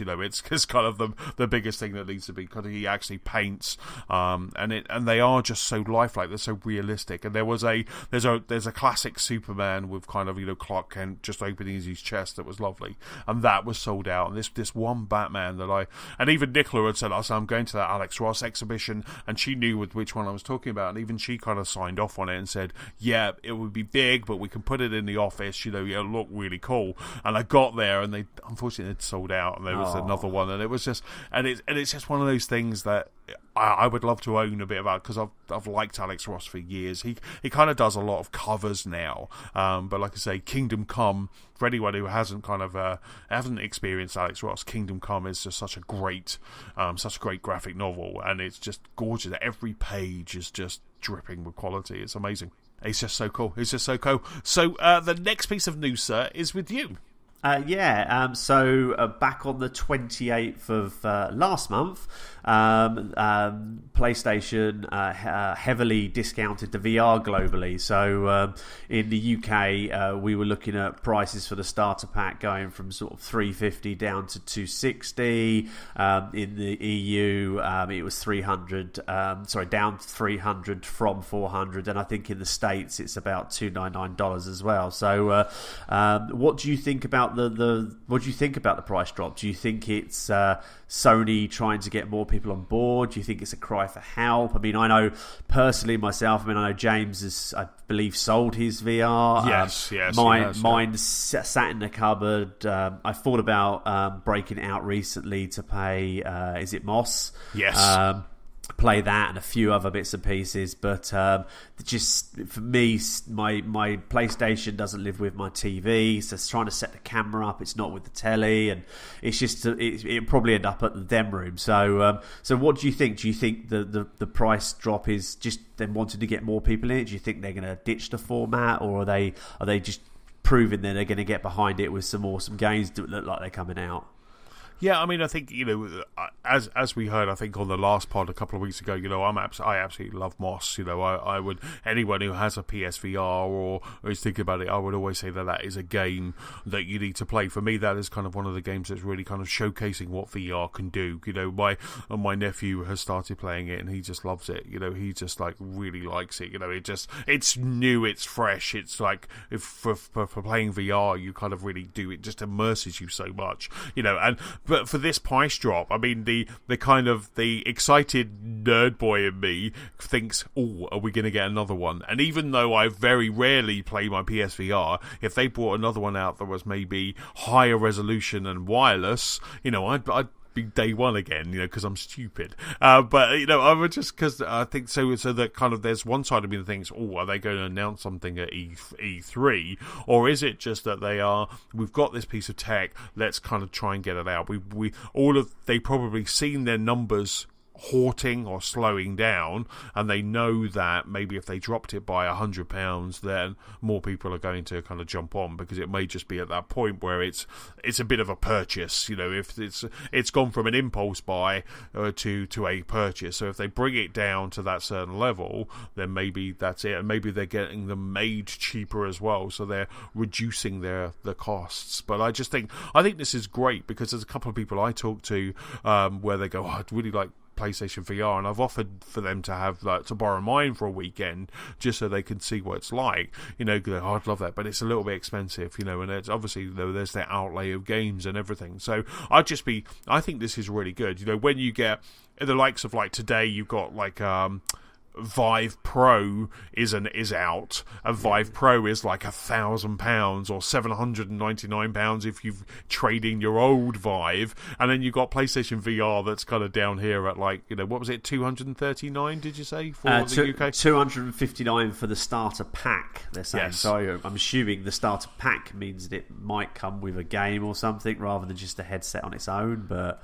is the starter pack the one with the wands and the camera as well? Wouldn't think so for that price. I would imagine it probably comes with, I don't know actually, that would imply, but that price would be good. I mean, touching on the HTC Vive, I was looking at the Pro because part of me was thinking about setting up the dem room, sorry to refer to it again, the dem room as a VR room as well, and I was toying with the idea, but just looking at it, I mean, $799 is for the headset on its own. Then you add, I think they were bundling the controllers and the base stations together for an extra $250, so it was over $1,000 for it. Where I think you can pick up the original with the wands, for everything for $399, and early sort of reports today were saying that it's good, but it's no real significant improvement. And then obviously, I think where the PlayStation has that benefit is that it has tens of millions of units already. I was looking at it on a certain website, and then I'm thinking, okay, now I've got to start looking at Razer laptops as well, because my MacBook Pro won't run it, my Microsoft Surface won't run it, and so then you're looking at the dropping an extra sort of $2.5 on a laptop, and that for a whimsical purchase, that's just way out. So I hope that the price drop is that they are going to back it. There seems to be some really good games coming out. I'm definitely going to break mine out. As I say, I'm probably going to move it up to the dem room so I can set it up properly, with the TV and that. So yeah, I just hope, and I sort of like urge anybody who has a PlayStation who's not jumped onto it, jump on, see if you can get one, because it is great. I mean, it is, it blew my little girl's mind away when she first played it on day one, and every time I've put it on, and I know me, you, and Daz a while ago did Star Trek Bridge Crew, and that was just a comical thing. So I think it's great, and I think if they can get some more immersive stuff and Star Trek stuff type out there where you can play with friends in a VR Sea of Thieves, there you go, that's an idea. That type of thing. I think it's great. I think it's a good way to get more people on board. Absolutely. I bet if you kind of showed Molly Moss, she would absolutely love that, because that is really kind of, like I say, it's just when you actually see Moss as a character, you realise you can control it. It's just such a lovely world to be in, and the fact that you can step around and look into the world and look out of the world, and that's only available with VR. I mean, I think when on the last pod when I was saying that my one criticism of the game is not the game, it's more of the PlayStation VR, and it's just that I noticed a bit of graininess, and I'd say I'd love a higher quality, higher resolution version, but and I was hoping maybe you would get a bump with the PlayStation Pro, but there is a bump, but it's not a significant one. But I think this is a fantastic thing. I think the format is where it is. We're very early. I think Shuhei Yoshida, when they released it, said that this is black and white movies. If you were comparing gaming to the or comparing VR to the world of movies, this is a black and white movie. There's only one way to go, and and I think this is just showing that maybe they want more people to get involved, because if you get more people on, if you get more units sold, that looks better to a publisher. If you go to Ubisoft and go, we've got 4 million PSVRs, then they can go, okay, we'll bring something out because we now get 1 million, 1.5 million people buying it. So yeah, I think this is great. I think it's great for VR. I'd love Sony to do something quite special at E3. I think I said it last year. I think I said it maybe even the year before, where I'd love them to actually do their conference in VR. It would be awesome, yeah. Yeah.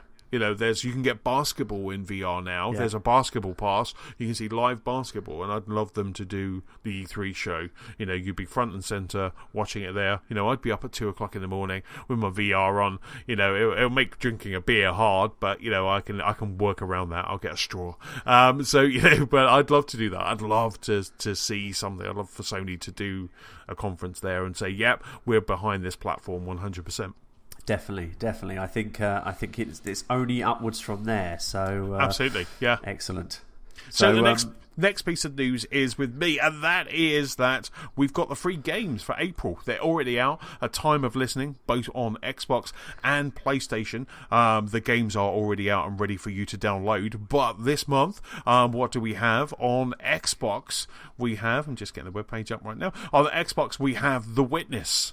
So Jonathan Blow's brain-busting puzzler, The Witness, is now available from April 1st to April the 30th. And if you have an Xbox and you haven't played The Witness, just get this play this game, because it's amazing.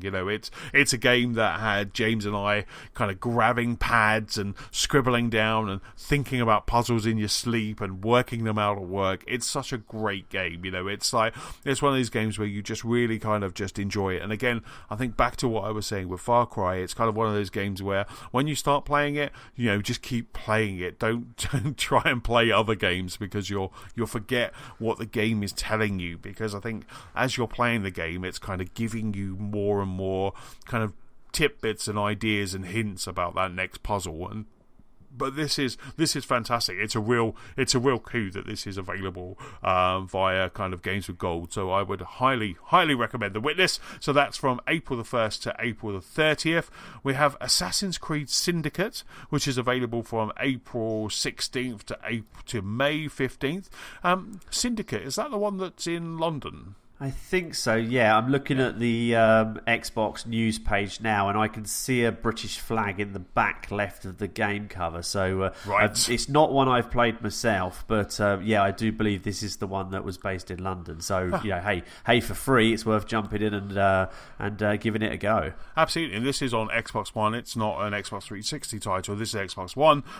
So yeah, absolutely. And then over on Xbox 360, which is playable via backwards compatibility, we have Cars 2, the video game, which I've been told by Matt is a decent game and worthwhile kind of playing. So Matt kind of gives it a kind of thumbs up from Matt Thomas, but he said that it was an okay game where you really should jump in. I think he said it was very similar to the Disney games of that time, where there was maybe Toy Story 3, which is a fun game, so this looks good. This is available now until April 15th, and then on April 16th to April 30th we have Dead Space 2, so again on Xbox 360, but available via backwards compatibility. So I think that's a decent lineup this month.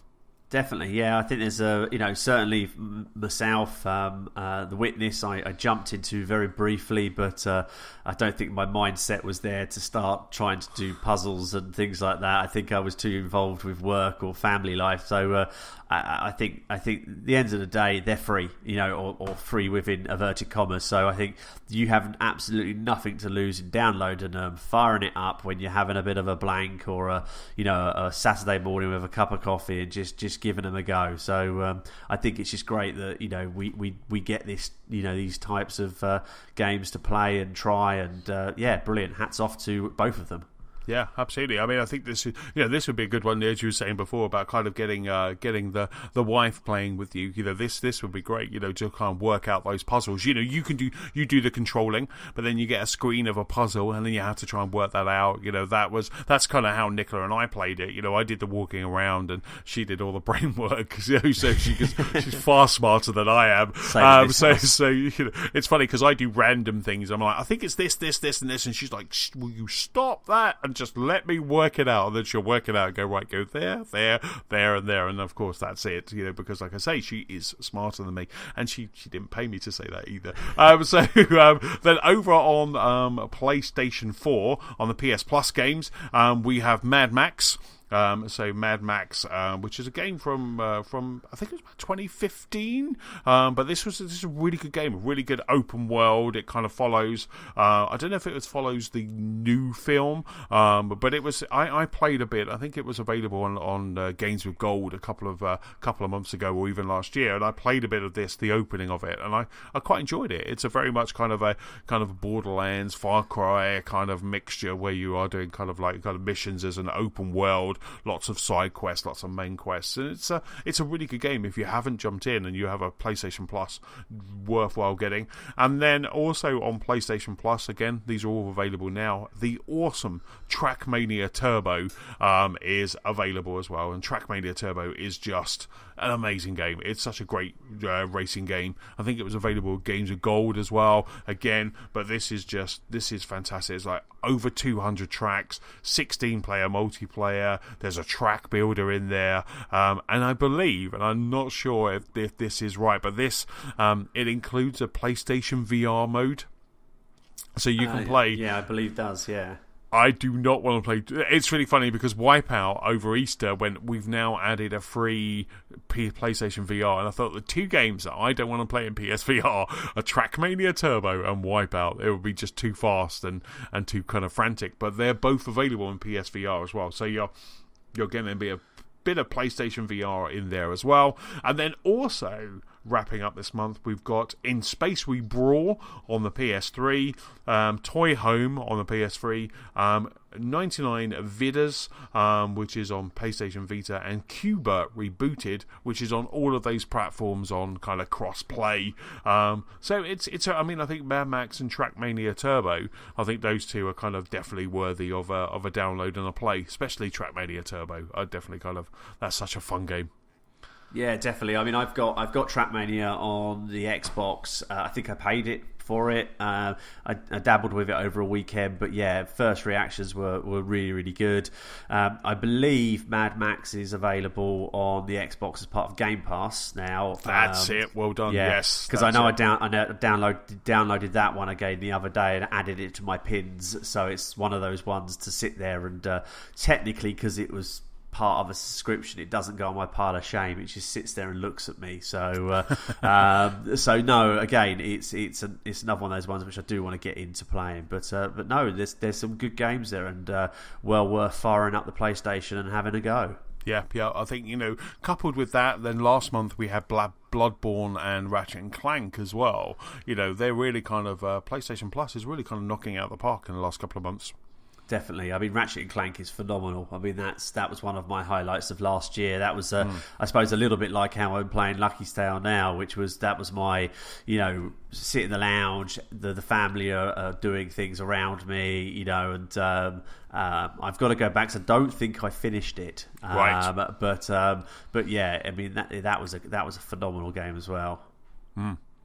So it's fantastic. Right. The next piece of news, sir, is with you.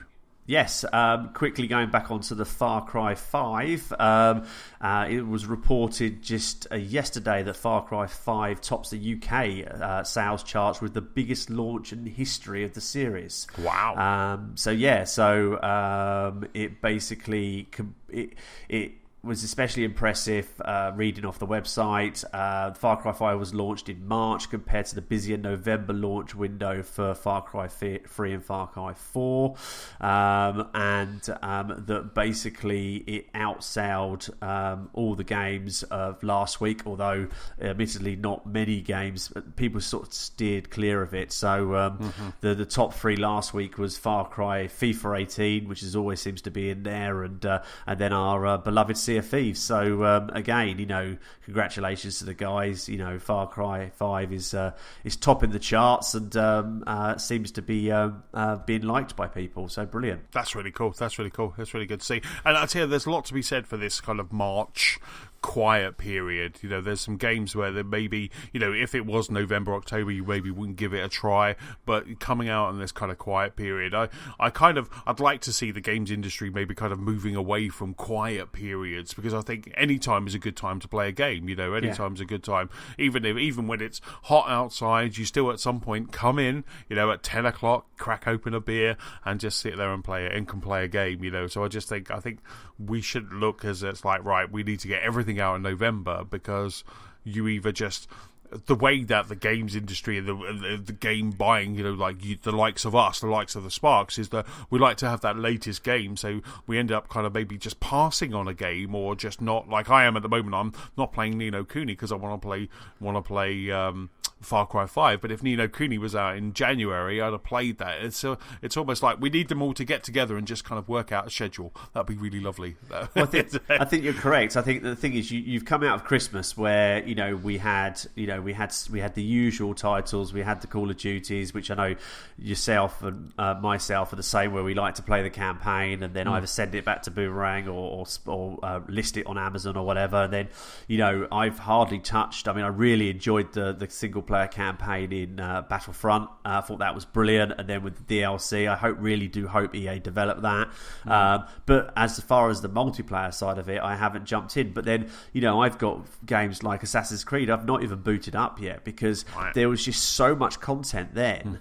You've gone through Christmas, you've been doing the after sort of New Year stuff, and then it gets to now where it almost follows the TV channels. If you look at some of the American programs on like Sky Atlantic, where they launch in September, they then have a mid-season break around Christmas, then come back at the start of the year, but then they'll be finished at about March or April, because no one watches TV in summer. Well, they do. Now you have your Sky Pluses and your TiVos, you record it. And I quite agree. I mean, I hope that studios and they don't focus on those Christmas sales so much, and they just think, okay, let's find a clear window, or let's just launch it, because again, if this had come out maybe in that last 3 months of the year, I don't think I would have jumped in, because Spider-Man, Call of Duty appeals to me a lot more. And obviously Red Dead as well. So I'm thankful that they've done it now, and hats off to Ubisoft. I think they've made a great choice doing it now. It's showing in the charts. I mean, it's really funny, isn't it? Because you're kind of similar to me, where we've got a game, an amazing game, such as Assassin's Creed Origins, kind of sitting on our hard drive. But then there's something new, and it's like Far Cry coming out tomorrow, and you're like, I want that, I have to have that, and then you play that. So you're almost kind of skipping over a really good game because there's a new one, and that whole kind of being in that zeitgeist and being kind of playing that newness. There's something very attractive to that. And I think that's what kind of I was getting to. That's what happens. You just kind of, there's like game after game after game around kind of November, November, December time, or not even December, but October, November time, and there's so many games, and you either buy it, which obviously Ubisoft don't buy, they've got your money, but you then never end up playing it properly, and that's why I'm holding back on Ni no Kuni, because I don't want to be balancing two games, and so I'm just going to wait until that lull, and not what. Then there's not so much of a big hubbub about Ni no Kuni. I don't think I've probably listened to one podcast that talked about Ni no Kuni 2, so there's not such a big kind of bubble that there is at the moment with Far Cry, so I'm happy to just wait for that and kind of jump on that a bit later on when there may be a bit of a lull. And I think also listening, I mean, like yourself, listening to podcasts, I mean, it's nice to be involved. I mean, this week's been great because, I do driving for work when I'm going to clients, so I'm in one of the cars or something, so I've got podcasts on. I bought myself a set of I've had a set of Bose for a while, but I bought myself a set of Apple AirPods, so I've started popping those on with like a beanie when I'm walking the dog in the morning. And what's been great this last sort of week is that everybody from, IGN to Kind of Funny, they've all been talking about Far Cry. And it's great and Sea of Thieves as well, where it's great to be knowing what they're talking about because you're playing that game. And you pick up those things, like the crow's nest in Sea of Thieves, and it's good to be, you're not interjecting in that conversation because you're not on the pod, but a bit like myself before I was welcomed onto the pod, you do sit in the car or sit on the train and go, oh, okay, that's a good idea, I'll remember that, and that sounds like a good game, I'm going to jump into that, definitely. So it's definitely worth them paying a lot more attention to their slots.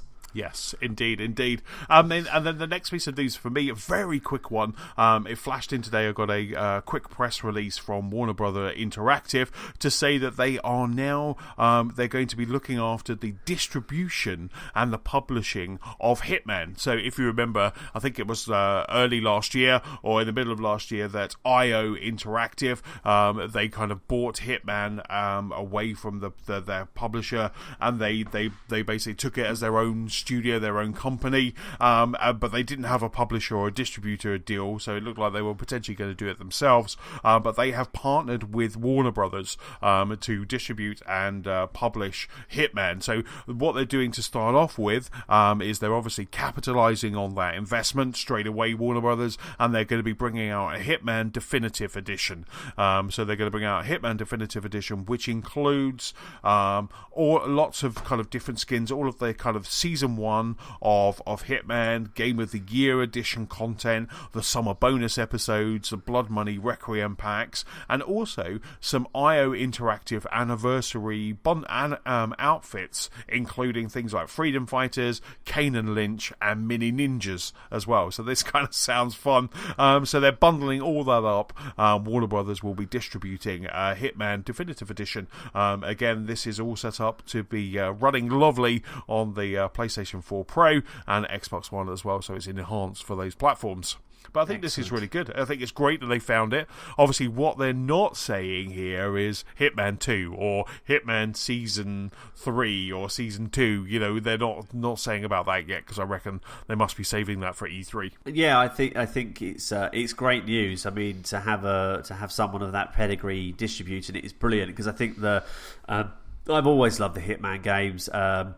You know, the sniper, the stealth sort of games, or, you know, they do appeal as a bit of a change from the, you know, all out gun shooting sort of things. But I think it's great. I mean, I was a little bit sort of, what's going to happen to the series? The last game, or the last series of games, was just brilliant. Again, you know, I know James has gone through and 100%ed that, and I've got to go back and tidy up some loose ends. But it was a phenomenal game, and I absolutely loved the episodic way that they released it. That was just brilliant. The fact of you played it, you could milk it for as much as you want, and then another one came along. So I was skeptical, you know, and a little bit hoping that it wouldn't be to death, because I do like Hitman, and I think personally, I think the world is a better place that we have that type of game. Definitely, just a better film would have been good. Absolutely, I love that. I would love the idea that this definitive edition is that framework. You know, is the start of that framework. The game that we have already downloaded on our hard drives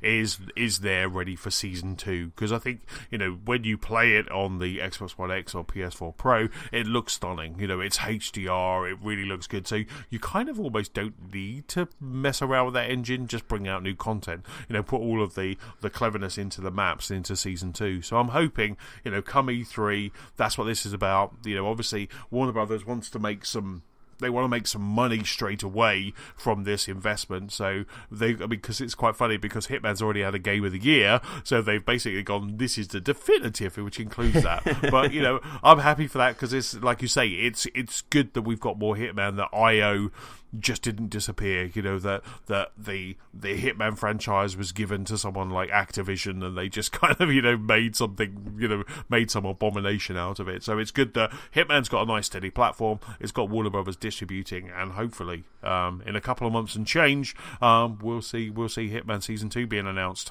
It was James's Game of the Year, wasn't it, a couple of years ago? Definitely. So you know, he's going to be happy about this. So that'll keep at least a couple of sparks happy. So the final piece of news, sir, is with you. Excellent. I wanted to bring a small tech element to our show now. See, I'm saying our show First already. Show, and you already want your own desk. I already want my own desk. I want my tech desk, my technology desk. there's some sad news in the press. Just literally landed on our trade inboxes yesterday. Right. A company that some of us would know by the name of Oppo, Oppo Digital. In our industry, in the AV industry, we know them quite well for their sort of high end, AV enthusiast DVD, Blu-ray, and just recently their 4K Blu-ray players. They are, by far the best type of the Blu-ray player out there, and they also did some headphones and high-res audio market. Unfortunately, they've decided that they're now going to quit the consumer electronics market. Wow. Lack of resources to develop new products. Unfortunately, I think it's. I'm going to put my ounce of salt here, to paraphrase another podcast, where I think, unfortunately, it is a fantastic product, but I don't think many of the listeners, hopefully the listeners here, would have known about it, because we are up on our consoles, our high-end, PS4s and Xboxes, but I think it's a classic case of that where we're losing this IP, these pioneers in the tech environment who are taking a format and pushing it to its limits. But unfortunately, it's only the people who are doing, in my world, or some of my people in my world, where you're doing high end stuff, that know about it. And unfortunately, I think we're being sold, or we're being shown the lower end, but still good, but lower end of the market. And I think it's a shame, because I think that some of the things that these guys come up with does filter its way down into the domestic side. So I think, in the same way as, a car manufacturer would put, self-closing doors on, or automatic driving, I think, over a few years, those technologies seep their way down to the more high street stuff. So, and I think that, losing a brand like this is sad for the industry. And I would sort of urge people that, in the future, when they're buying tech, to, not just look at the big glossy adverts, but go and speak to your local technologist. Go and speak to someone like me. Not necessarily me, because I'm not going to Scotland for anybody. But just look at what's around you, and not just staring you straight in the face, because it's a great brand, a great product, which unfortunately is by the end of this year will potentially not be known again anymore. Yeah, because you have, like, say, there's people like you and, kind of your network, but you also have people like, Seven Oaks, Sound and Vision, Audio T. There's always some things that are on a high street, aren't there, where you can go in and maybe just kind of get, like you say, a break from the norm. Yeah. I'm one of those. I as you know, Stu, I do love my kind of audio video equipment. The Blu-ray player I've got is phenomenal. The amp I have is awesome, but I've never heard of Oppo. I've never heard of these guys, which is shocking. Because I'm a subscriber to T3 and I've and those kind of magazines. I've never seen these guys. I think unfortunately, without trying to sort of tread on anybody's feet or anything like that, I think that there are a lot of people out there who can pay a lot of money to get their products in front of a lot of people. That could be magazines, websites, TV, radio. And I think that the not necessarily the problem, because there are some phenomenal products coming out from some very well-known names. I mean, we both own the same Panasonic UB900 Blu-ray player, or a 4K Blu-ray player, and it is a phenomenal Blu-ray player. Oppo took it one step further and created something that was even more phenomenal. The problem is that, apart from, I think, online presence, and I think they did an advert in Home Cinema Choice magazine, you would then generally have to listen to some specialist podcasts, maybe the guys at AV Forums or something like that, to hear about it. So, and not wanting to sound negative, but unfortunately, shops are made to sell, and sometimes they're influenced to sell a certain product over another product. So, not wanting to publicise some of my own brands, but I have another company called the Home Tech Gallery, and on there, we have, all of members like me who can phone up and you can ask the advice and things like that from. So, when you come to buying a product, like you do with your PlayStation or Xbox, have a shop around, look for the good pricing, but also, maybe, open the doors and not just look at the high high street and speak to some people who are out in the field doing, because you can speak, like yourself, you could speak to me about, whatever to do with technology, and I'll point you in the right direction if I know. I'm not necessarily always trying to flog you the highest grade product. Actually, with you, I generally am, because I know you'll buy it. But with most people, with most people, like I think a Twitter conversation, a WhatsApp conversation we had about TVs today. We were talking about sub £700 55 and 65-inch TVs. So there is a great market out there, and I think that it's just. We just got to look at some of these lesser-known brands who are doing some phenomenal work, but they just don't get the recognition, and they're going to the sides. Like a game developer that doesn't sell enough games, they're not going to be around for much longer. They can't support themselves. Yes, yeah, absolutely. I think that's it. It's kind of like you say, it's go beyond Amazon or Currys or other kind of those high street brands when you're looking for something, and then just kind of see what's out there. It's just don't be afraid to dabble outside. Definitely. Or talk to Stuart. Not necessarily all talk to me, but pop over to the Home Tech Gallery and you can find a list of our 100 plus members. There you go. See, I'll stick a link. I'll stick a link to the Home Tech Gallery in the show notes, because I think that's great. That's a great thing that you're doing, which is kind of showcasing those builds that people have. Because a lot of the time, you could have someone go, "Oh, it'd be really good if I could have this or if I could have that," and a lot of people go, "Oh no, that's not possible," and then they just they just fudge something where it doesn't mean that you've got to spend thousands to get this, but there's some really good examples, really good people to talk to in order to kind of get something set up, and I think that's kind of you've always helped me when I've had issues or problems or actually gone, do you know what, I want a Blu-ray player I want an Ultra HD Blu-ray player, where do I go, what do I see, and and like I say, you've always kind of introduced brands that maybe I haven't even thought about. My amp that you recommended is an amazing amp. It is an incredible amp, and it was 4K before 4K was before 4K was a thing. And that's what I mean. And I'd never thought to go to that make. So it's always good just to kind of seek out those other brands. I think for my side of my industry, the Home Tech Gallery members, the CDA members, which is one of our other trade associations, I think that sometimes we're looked upon like the high end cinemas, like I was talking about earlier, the Dem Room. But I think the principle what I wanted to do when we created the Home Tech Gallery was it doesn't matter if you're integrating something in the Internet of Things, so your Ring doorbells, your Hue lights. There are very unique ways to do it without having a certain woman beginning with A, I won't say her name because she'll set loads of devices off, just sitting on the side. And I think there's some really ingenious people out there in our industry who are doing some really smart things. And I think whether you're doing something on the simple side of the industry or whether you're going for full-on Sublime system, I think just taking a step back from some of the familiar names and talking to someone within the industry who like yourself, like you and James and other people on the pod who live and breathe and may not necessarily work in, but they're looking quite closely at the games market.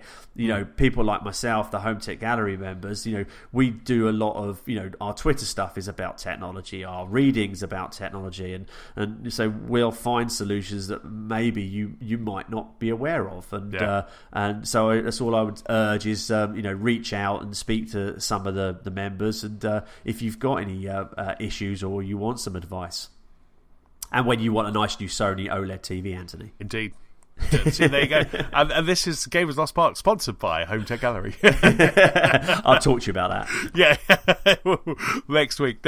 So awesome. That's it. And on that note, that's about it for the episode. Big thank you for listening. Stu, thank you very much for your first pod, sir. Awesome. Thank you for having me. It's been very enjoyable. I hope I haven't bored people out there. So, thank you very much. It's great to be involved in it, although I do think now, I'm not sure whether I'll listen to it back, but so I've now ruined one of my favourite pods for myself. Just listen Excellent. Listen to it on double speed. Definitely. So don't forget you can keep up with us at gamersalostspark.com. You can also find us on our Facebook.